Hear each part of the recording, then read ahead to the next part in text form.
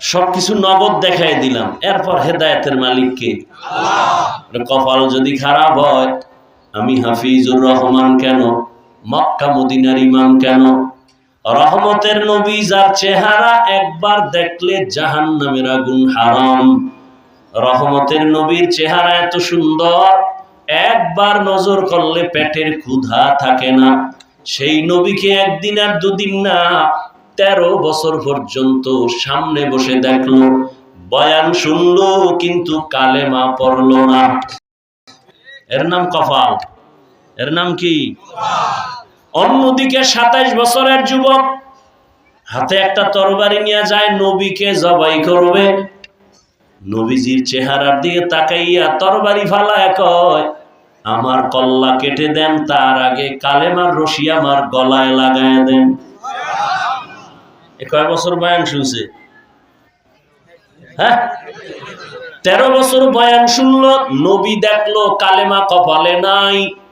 আর 27 বছরের যুবক নবীরে জবাই করতে আইসা কালেমা পড়ে তরবারি নিয়ে দাঁড়ায় গেছে বাইতুল্লাহর পাশে, হাতিমে কাবায়। চিৎকার দিয়া বলে, এই বেঈমান মুশরিক কাফেরের দল, মুহাম্মদের বিরুদ্ধে একটা কথা যদি বলো, মুহাম্মদের লাগবে না, আয় আমার তরবারি যথেষ্ট। এই কপালওয়ালা কে? কে? আল্লাহ বলেন, আমি মানুষ বানানোর একমাত্র কাজ দুনিয়াতে তোমার ইবাদত, আর কোনো কাজ তোমার নাই। তার মানে সারা রাত তাসবিহ লয়ে যায় নামাজে সিজদা করো, কয় না। সারাদিন রোজা রাখো, কয় না। জিকির করো, কয় না। ইবাদত মানে একটা চাদরের নাম। এই চাদরের ভেতরে আমরা সবাই আছি। ঠিক ইবাদতের চাদরে পুরো দুনিয়া আটকানো, আবৃত। তুমি ব্যবসা করবা ইবাদত, চাকরি করো ইবাদত, তুমি ঘুমাও ইবাদত, তুমি খানা খাইবা ইবাদত, কাউকে বন্ধু মনে করবা ইবাদত, কাউকে তুমি দুশমন মনে করো ইবাদত, তুমি যদি হাসি দাও তাও ইবাদত, তুমি যদি কান্না করো ইবাদত। মন গড়া তুমি ওর সাথে হাসছো, এটা ইবাদত। একটা অচেনা মাইয়ারে দেখে হাস দিছো, এটা ইবাদত। নবীকে বউর সাথে হাসি দাও ইবাদত। কি বললো গে? আসে না ভুলো,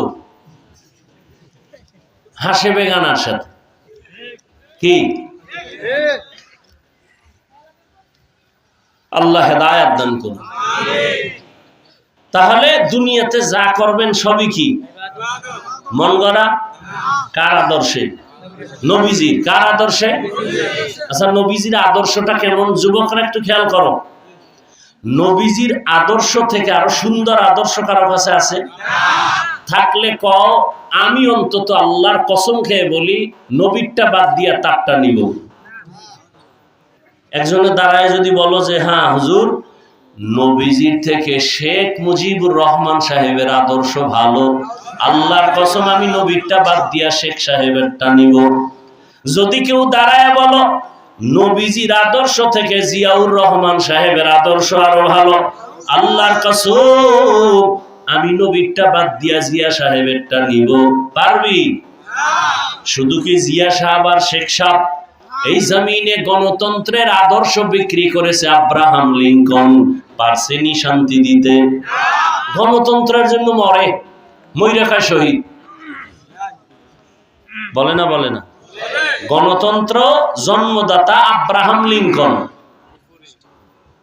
কুফরি একটা মতবাদ, এটা লেগে মরবে। গণতন্ত্র উজ্জীবিত করার জন্য শপথ, গণতন্ত্র ঠিক রাখার জন্য জীবন দিব। হ্যাঁ, বড় কঠিন। লেনিনের আদর্শ, কালমার্সের আদর্শ, মাও সেতুংয়ের আদর্শ সহ দুনিয়াতে অনেক আদর্শ বাজারজাত হইছে, কিন্তু কোন আদর্শ শান্তি দিতে। তাহলে ফলাফল কি দাঁড়াইলো? আমি এভাবে বলি, এক কথায় দুনিয়ার যত মানুষের আদর্শ, এক কথায় সব আদর্শ নাপাক। একমাত্র মদিনার নবীর আদর্শই হলো পাক। নবীর আদর্শ কেমন সুন্দর! আঙ্গুলের নখগুলো কেমনে কাটবা, কেমনে রাখবা, সেখানেও নবীর আদর্শ আসেনি। জুতা দুইটা কেমনে পায়ে পরবা, সেখানেও নবীর আদর্শ। তোমরা জাগো আদর্শ স্লোগান দিয়ে মইরা যাইতে চাও, তোমগো নেতার আদর্শের মধ্যে নখ কাটার নিয়ম আসেনি, জুতা পরার নিয়ম আসেনি। আমার নবীর কেমন আদর্শ, স্ত্রীর সাথে কেমন ব্যবহার করবা সেখানেও নবীর আদর্শ। সন্তান অন্যায় করছে কেমনে মারবা শাসন করবা সেখানেও আদর্শ। অন্যায় করে সেখানেও শাসন করার আদর্শ আছে না নাই? কি বিসমিল্লাহ ছাড়া ভিড়াও? হ্যাঁ, নবীর আদর্শ কত সুন্দর। নবী বাজারে গেছেন, বাজার কইরা গাট্টি লইয়া হাঁটতেছেন।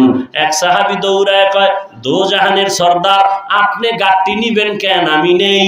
নবী কয়, আমার হক আমাকে আদায় করার সুযোগ দাও, বাধা দিও না।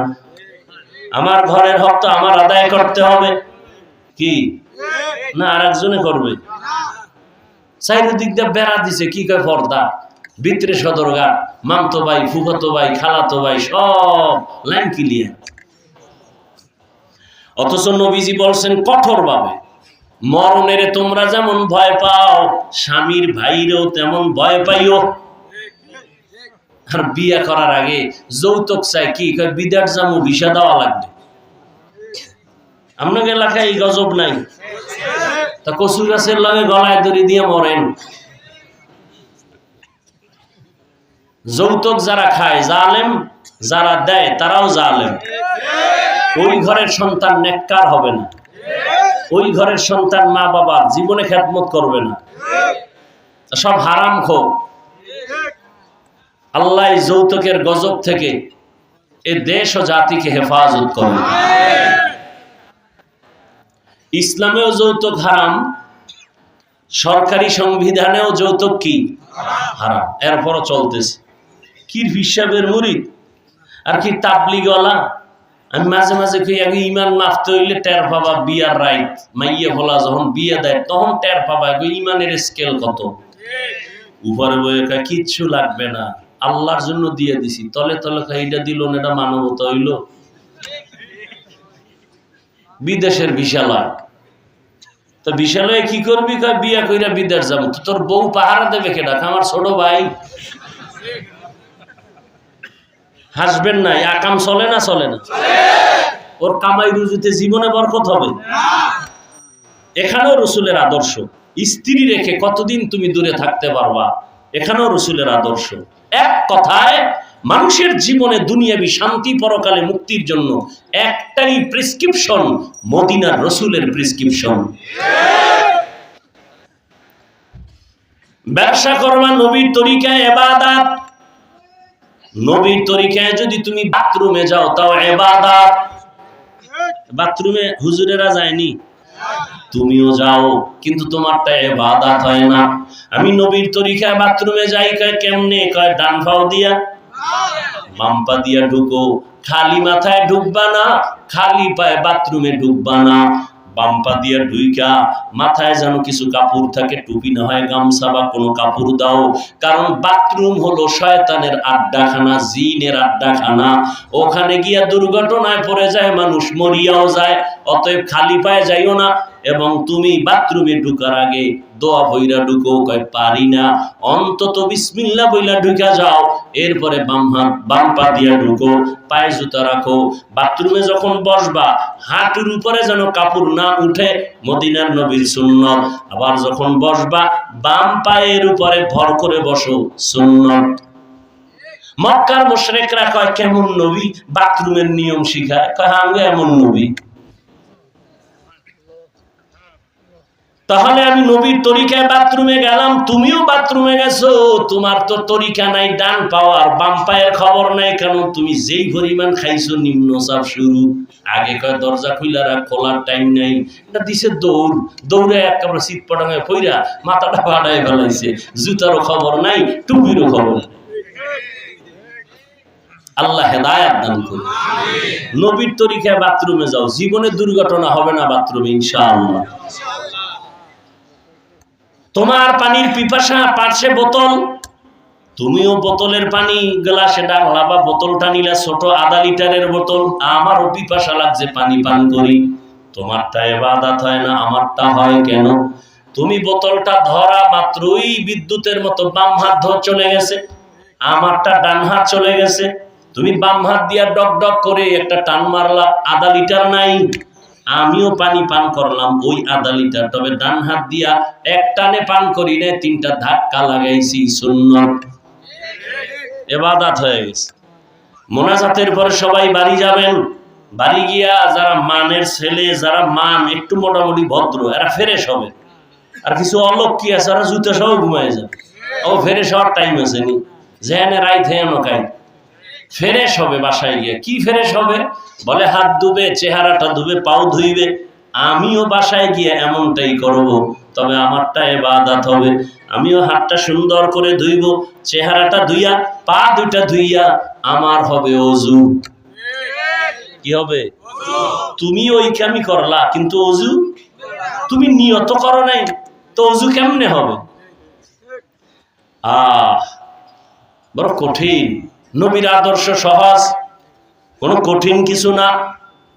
তোমার মতো যুবক জেনারেল লাইনে থাকিয়া 5 বেলার নামাজ পড়ে, স্কুলে পড়ে, কলেজে পড়ে আসেনি? বাস তুমি নিজেকে একটু জিজ্ঞাসা করো, ও যদি পারে তুমি পারো না কেন? তোমার মতো যুবক রাস্তায় গাড়ি চালায়, 5 বেলার নামাজ পড়ে, দাড়িওয়ালা আসেনি? বলো তুমি কেন পারো না? তোমার মতো যুবক চাকরি করে, ব্যবসা করে, 5 বেলার নামাজ পড়ে, তুমি কেন পারো না? তোমার মতো বান্দা নদীর মধ্যে মাছ ধরিয়াও নামাজ ছাড়ে না, তুমি কেন পারো না? তোমার মতো সন্তান জমিনে কৃষি কাজ করে, নামাজ পড়ে, তুমি কেন পারো না? ও বৃদ্ধ বাবাজি, আপনার মতো বুড়ারা হাতের মধ্যে লাঠি নিয়া আল্লাহর ঘর মসজিদে গিয়া 5 বেলার নামাজ পড়ে, আপনি কেন পারেন না? কপাল বড় খারাপ, গুনার কারণে আল্লাহ বুঝি বেজার হয়ে গেছে। পর্দার আড়ালের আম্মা জানেরা, বোনেরা, আপনাদের কপাল কত ভালো। আপনারা তো সাহাবায়ে কেরামদের মায়ের মতো দামি মা, আপনারা তো নবীদের মায়ের মতো মা, হাফেজে কোরআনের মায়ের মতো মা, আপনারা তো পৃথিবীর প্রিয় সোনারী, বড় দামি খাদিজা রাদিয়াল্লাহু আনহার মতো দামি নারী, ফাতেমা রাদিয়াল্লাহু আনহার মতো দামি নারী, আয়েশা রাদিয়াল্লাহু আনহার মতো দামি নারী, ইসমাইল নবীর মা হাজেরা আলাইহিস সালামের মতো দামি নারী, আপনারা তো ঈসা নবীর মা মারিয়াম আলাইহিস সালামের মতো দামি নারী, আপনারা তো বেঈমান ফেরাউন, যে আল্লাহর বিরুদ্ধে গিয়া নিজের খোদা দাবি করলো, তার ঘরে তার স্ত্রীর নাম কি? বেঈমানের ঘরে এত বড় বেঈমান, ওর ঘরের স্ত্রী আসিয়া আল্লাহর এত পেয়ারা হয়ে গেলেন, মরার আগে জান্নাতের ছবি দেখে মরলেন। নবী বলেন, জান্নাতে আমি মুহাম্মদের সাথে আসিয়ার নতুন ভাবে বিবাহ হবে। আম্মা জানেরা, আপনারা কেন পারেন না? আপনাদের মতো বহু নারী এখনো কি এলাকায় নাই 5 ওয়াক্ত নামাজ পড়ে, পর্দা করে, স্বামীর মাল হেফাজত করে, খেয়ানত করে না, মোবাইলে সময় নষ্ট করে না। মানুষের জীবনের একটা মূল সম্পদের নাম চরিত্র। এই চরিত্র যার জীবন ভর ভালো থাকবে, সে মরিয়া গেল তার সুনাম থাকবে। এরে আম্মা জান, একটা গাছ ভালো হলে ফল ভালো হবে। জমিনে প্রত্যেকটা মানুষ ভালো হওয়ার পেছনে আপনি গাছের মতো অবদান। সন্তান ভালো হবে আপনার আদর্শের কারণে। যেই মা ভালো তার সন্তান ভালো, যেই মায়ের আদর্শ খারাপ তার সন্তানও খারাপ। এরে আম্মা জান, আপনার সন্তানকে ডাক্তার বানাবেন আলহামদুলিল্লাহ, আপনার সন্তানটাকে ইঞ্জিনিয়ার বানাবেন আলহামদুলিল্লাহ, আপনার সন্তানটাকে প্রফেসর বানাবেন আলহামদুলিল্লাহ, তবে আমার দাবি বেয়াদব বানাবেন না। আপনার সন্তানের ব্যবহারে কোনোদিন কোনো মুরব্বী যেন কষ্ট না পায়, আপনার সন্তানের আচরণে কোনোদিন যেন আলেমরা কষ্ট না পায়, আপনার সন্তানের আচরণে কোনোদিন যেন শিক্ষকরা কষ্ট না পায়, কোনোদিন যেন মা বাবা কষ্ট না পায়, বন্ধু বান্ধবেরা কষ্ট না পায়। আম্মা জান, আপনার দ্বারা সম্ভব একটা লাইন ছাড়া স্বামীটাকেও লাইনে নেওয়া। আপনার স্বামীর ঘরে আইসা হাসি মুখে স্বামীকে যদি মহব্বতের নজরে 1 দিন বলতেন, 2 দিন বলতেন, 3 দিন বলতেন, এই স্বামী আমার আব্বা আম্মার আদর চাইরা তোমার ঘরে আসছি, আমার জীবন মরণ এখানেই, না খাইয়া থাকলেও আসি, খাইয়া থাকলেও আসি, তবে তোমার কাছে আমার দাবি, জীবনে কোনোদিন অবৈধ হারাম টাকা ঘরে আনবা না। হারাম টাকা দিয়া আমার রক্ত যেন নাপাক না হয়, আমার সন্তানের রক্ত পবিত্র, হারাম টাকা খাওয়ায়া নাপাক করা যাবে না। আপনি যদি স্বামীটারে বুঝাইতেন, কোন স্বামী মরিয়া গেল হারাম টাকা ঘরে আনতো না। সন্তানটারে যদি বুঝাইতেন, বাবা আমি তোর মা, আমার দোয়া ছাড়া আগাইতে পারবি না, আমি জীবনে তোরে নিয়ে কষ্ট করেছি, তোর কাছে আমার একটা দাবি, জীবনে কোনোদিন মিথ্যা কথা বলবি না, কোনোদিন কারোর সাথে বেয়াদবি করবি না। সন্তান আমগো হুজুর গো 13 বছরের রস কানে দিত না, মায়ের ওই 2 কথা খেয়াল রাখতো। আম্মায় কইছে মিথ্যা কথা বলা যাবে না, আম্মায় কইছে কারোর সাথে বেয়াদবি করা যাবে না। ওই সন্তান ধীরে ধীরে আদো বলা হয়ে যেত। আর আদো বলা হইলে দোয়া হাত উঠায় করা লাগে না, সবাই ওকে অন্তর দিয়া দোয়া করত। ছেলেটা স্কুলে পড়লে কি হবে, খুব নম্র ভদ্র, এটাই দোয়া। মা খালাকতুল জিন্না ওয়াল ইনসা ইল্লা লিয়াবুদুন। আল্লাহ বলেন ইবাদতের জন্য আমি দুনিয়ায় মানুষ পাঠাইছি। তার মানে তুমি রাজনীতিও যদি করো ইবাদত হিসাবে করো, নবী যেমনে করছেন ওইভাবে করো। তুমি যদি ব্যবসা করো নবীর তরিকায় করো। দোকানে সাইনবোর্ড লাগাও, বিক্রি করা মাল ফেরত নেওয়া হয়, যদি লেখো হয় না তো তোমার ব্যবসা ইবাদত হবে না, বরং তুমি ধোঁকাবাজ। যদি ইবাদত হিসাবে ব্যবসা করতে চাও, কাস্টমারের কোনোদিন ধোঁকা দিবা না, মিথ্যা কথা বলবা না। যদি সত্য কথা বইলা কেউ যদি মাল ফেরত দেয়, শুকুর আদায় কইরা মালটা রাইখা টাকা দিয়া দাও, কেন টেন নাই, লগে লগে দিয়া দাও। নবী কয় কষ্ট পাইছো না, তুই এই মালটা যে রাখলি, টাকা দিলি, ওই মালটা দান করার সমান সওয়াব আল্লাহ দিয়ে দিবেন। আরেকটা পুরস্কার কি জানো? নবী বলেন কিয়ামতের দিন আত-তাজিরুস সুদুকুল আমিন মা'আন নাবিয়্যিন ওয়াস সিদ্দিকিন ওয়াস শুহাদা। কিয়ামতের দিন যদি সত্য কথা বইলা ব্যবসা করো, মানুষের সাথে খারাপ ব্যবহার না করো, আমি নবী ওয়াদা করলাম আমার সাথেই জান্নাতে থাকবি। ঢাকা থেকে আশুলিয়া বাজারে আপনি দোকানে কাপড় কিনছেন, ওখান থেকে কিনছেন ইসলামপুর থেকে একটা লঙ্গি 150 টাকা, আশুলিয়া আসতে খরচ 20, কত হইল 100। কাস্টমার জিগায় ভাই লঙ্গিটা পছন্দ হয়েছে, তুমি কিনছো কত? আপনি যদি বলেন 170, টোটাল টাকা হারাম। আপনি কিনছেন কত? 150, 70 কেন? বলতে হবে আমার কিনা পড়েছে 150, 20 টাকা খরচ, 30 টাকা লাভ না হলে আমি কাপড় ছাড়তে পারি না, আমার অনেক খরচ। ওই কাস্টমার মৃত্যু পর্যন্ত আপনাকে ভুলবে না, 2 টাকা বেশি দিল আসবে যে লোকটা মিথ্যা কথা বলে না। সৎভাবে ব্যবসা করা যায় না, অন্তর খারাপ, লাভ কি? হাসা মিশা বানাইয়া টাকা কামাই করে লাভ কি? ওই টাকা থুইয়া পলাইয়া গেলে এই টাকা বানায় লাভ আছে? 10 তলা বিল্ডিং এর বাহাদুরি করে লাভ কি যদি বিল্ডিং এ থাকার সুযোগ না হয়? আল্লাহ হেদায়েত দান করেন। আমার পরে কেউ বয়ান করবে তো দোয়া করি সামনে মাহফিলটা যেন ধরতে পারি, একটু দোয়া করেন আল্লাহ পাক যেন, যেহেতু অনেক সময় হয়ে গেছে। কয়টা বাজে? 10টা। আপনি তো মনে করবেন টান দিলেই 5 মিনিটে স্টেজে, তা আমি আসর থেকে এখানে 10টা বাজলো কেন হইতে? আমি তো রাস্তায় বসা।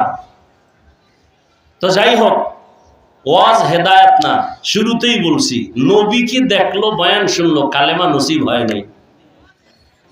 যদি আল্লাহ কবুল করে তাহলে অল্প কথায় হেদায়েত এসে যাবে, আর কপাল যদি খারাপ হয় মক্কা মদিনার ইমাম হইলেও কাজ হবে না। আল্লাহ সবাইকে হেদায়েত দান করেন। যুবকদেরকে আমার শেষ কথা, ও যুবক বাবা, তুমি ডাক্তার হও দোয়া করি, ইঞ্জিনিয়ার হও, বেয়াদব হইও না। সম্মানের সাথে যদি ডাক্তার, ইঞ্জিনিয়ার, প্রফেসর হতে চাও, তাহলে তোমার লেখাপড়ার পাশাপাশি চরিত্র ঠিক থাকতে হবে এবং দোয়া লাগবে। কার দোয়া নিবা?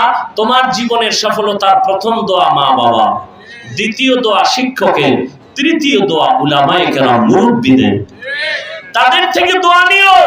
যদি দোয়া নিতে নাও পারো, আমার শেষ কথা, ওয়াদা করো, শপথ করো, অঙ্গীকার করো, মা বাবার দোয়া যদি নিতে নাও পারি, বড় দোয়া নিব না। শিক্ষকের দোয়া যদি নিতে নাও পারি বরদোয়া নিব না, উলামায়ে কেরামের দোয়া যদি নাও নিতে পারি কখনো বরদোয়া নিব না। আল্লাহ প্রত্যেকটা যুবকের আল্লাহর খাঁটি ওলি হিসাবে কবুল করেন। আলহামদুলিল্লাহি রাব্বিল আলামিন, ওয়াসসালাতু ওয়াসসালামু আলা সাইয়্যিদিল আমবিয়াই ওয়াল মুরসালিন ওয়া আলা আলিহি ওয়া আসহাবিহি আজমাইন। ইয়া আরহামার রাহিমিন, ইয়া আরহামার রাহিমিন, ইয়া আরহামার রাহিমিন। রব্বিরহামহুমা কামা রাব্বায়ানি সগীরা। اللهم إنك عفو كريم تحب العفو فاعف عنا. اللهم إنا نسألك رضاك والجنة ونعوذ بك من سخطك والنار. ربنا حسنة وفي الآخرة حسنة وقنا عذاب النار. يا الله আমরা গুনার বোঝা নিয়ে আপনার দরওয়াজায় হাজির। কুদরতের নজর দিয়ে দেখেন কত উলামায়ে কেরাম, মুরব্বি, হাজী সাহেব, কত ব্যবসায়ী, চাকরিজীবী, পর্দার আড়ালে কত মা বোনেরা, আমার কলিজার কত যুবকেরা, ছাত্র ভাইরা হাত তুলেছেন। মেহেরবানি করে আমাদের জীবনের সমস্ত গুনাহ মাফ করে দেন। আমরা তওবা করেছি, আর নামাজ ছাড়বো না, দাড়ি কাটবো না, বেপরদায় চলবো না, মা বাবার সাথে বেয়াদবি করবো না, মুরব্বি উলামায়ে কেরাম শিক্ষকের সাথে বেয়াদবি করব না। আমাদের তওবা কবুল করে নেন। নবীজির আদর্শ অনুযায়ী চলার তৌফিক দান করেন, সুন্নাত অনুযায়ী চলার তৌফিক দান করেন, ইজ্জতের জিন্দেগি দান করেন, মুখালিফের মুআফিক বানায় দেন। আয় আল্লাহ, উলামা তোলাবা উম্মতের অন্তরে ইজ্জত বাড়ায় দেন। চলার পথে আসানের সাথে হেফাজতের চলার তৌফিক দান করেন। আয় আল্লাহ, মাহফিল নাজাতের জরিয়া বানায় দেন। আয়োজনকারী সহযোগিতাকারীদের কবুল করে নেন। মাদ্রাসা মসজিদ কবুল করে নেন। অন্যান্য শিক্ষা প্রতিষ্ঠান নবীর আদর্শে কবুল নেন। মা বোনদের আবেদা পর্দানিশী বানায় দেন। সন্তানগুলো নেককার বানায় দেন। আমার কলিজার প্রত্যেকটা যুবকের দিনদার বানায় দেন। মোবাইলের গুনাহের থেকে হেফাজত করেন আল্লাহ। মোবাইলের গুনাহের থেকে হেফাজত করেন আল্লাহ। মোবাইলের গুনাহের থেকে হেফাজত করেন আল্লাহ। আয় আল্লাহ, রিয়া হাসাদ কিবির দূর করে ইখলাস দান করেন। আয় আল্লাহ, মেহেরবানি করে পেরেশানি দূর করে দেন। অভাবীদের অভাব দূর করে দেন। সারা দুনিয়াবাসীকে মাফ করে দেন। মুসলমানের ঈমান আমল হেফাজত করেন। প্রবাসের জিন্দেগিতে আমার ভাই বোন, মা বাবা যারা আছে, আয় আল্লাহ প্রত্যেকের কামাই রুজিতে বরকত বাড়ায় দেন। ইজ্জতের হেফাজত করেন। বাংলাদেশ শান্তির দেশ বানায় দেন। জুলুম থেকে দেশকে হেফাজত করেন। পরস্পরে মহাব্বত বাড়ায় দেন। আয় আল্লাহ, আমরা যারা হাত তুলেছি জানি না কার মা নাই, কার বাবাও নাই, আত্মীয় স্বজন মুরব্বী যারা কবরে, জান্নাতের ফয়সালা করে দেন। যারা বেঁচে আছেন হায়াত বাড়ায় দেন। অসুস্থ যারা কুদরতের দ্বারা সুস্থ করে দেন। আয় আল্লাহ, নবীজির রওজা বাইতুল্লাহ জিয়ারতের তৌফিক দান করেন। আয় আল্লাহ, সবার দিলের নেক আশা পূরণ করে দেন।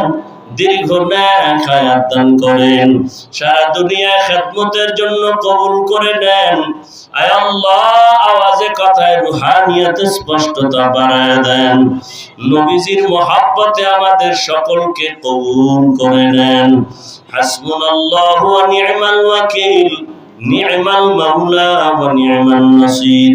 ওয়া সাল্লাল্লাহু তাআলা আলা খাইরি খালকিহি মুহাম্মাদিন ওয়া আলিহি ওয়া আসহাবিহি আজমাইন।